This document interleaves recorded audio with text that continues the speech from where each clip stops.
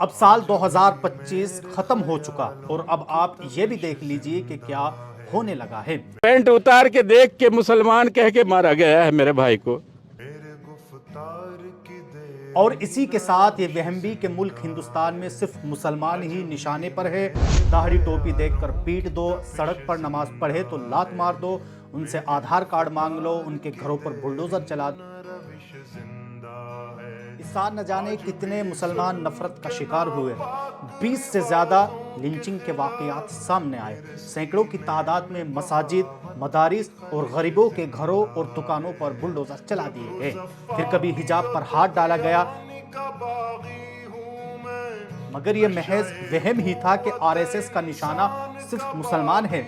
अब इस फहरिस्त में कुछ और तबकों को भी शामिल कर लीजिए। क्रिसमस के मौके पर ईसाइयों के साथ जो जुल्म हुआ, कहीं दुकानें तोड़ी गई, कहीं चर्च में घुसकर पादरियों को पीटा गया।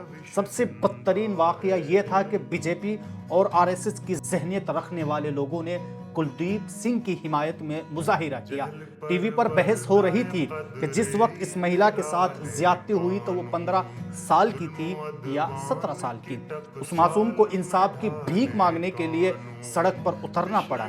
इस एक केस ने टीवी न्यूज चैनल्स के एक और इरादे को साफ कर दिया कि ये औरतों को महज खिलौना समझते हैं और अदलिया को जेब में रखा हुआ सिक्का।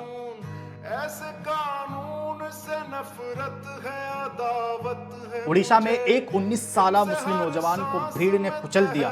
दिल्ली में एक खुफिया मीटिंग होती है जिसमें मुसलमानों को मारने की मंसूबाबंदी की जाती है। उत्तराखंड में एक कश्मीरी मुस्लिम नौजवान को भारत माता की जय बोलने पर मजबूर किया गया और न बोलने पर खूब पीटा गया। तादाद में ये सारे वाकयात हो रहे हैं और कुछ दिन पहले बांग्लादेश में अक़लियतों पर जुल्म के बाइस लोग भड़क रहे थे। बांग्लादेश में हिंदुओं पर होने वाले मजालिम पर गुस्सा होना जायज है। मौलाना अरशद मदनी ने भी कहा था कि पड़ोसी मुल्क में लिंचिंग पर डिबेट हो रही है और अपने मुल्क में खामोशी।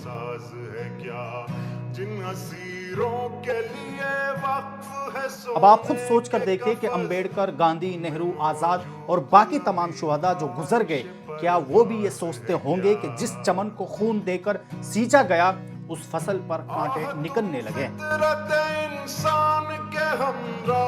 राहत इंदौरी का आप ये शेर याद कीजिए, लगेगी आग तो आएंगे घर कई जद में, यहाँ पे सिर्फ मेरा मकान ही थोड़ा ही है। लगेगी आग तो आएंगे घर कई जद में।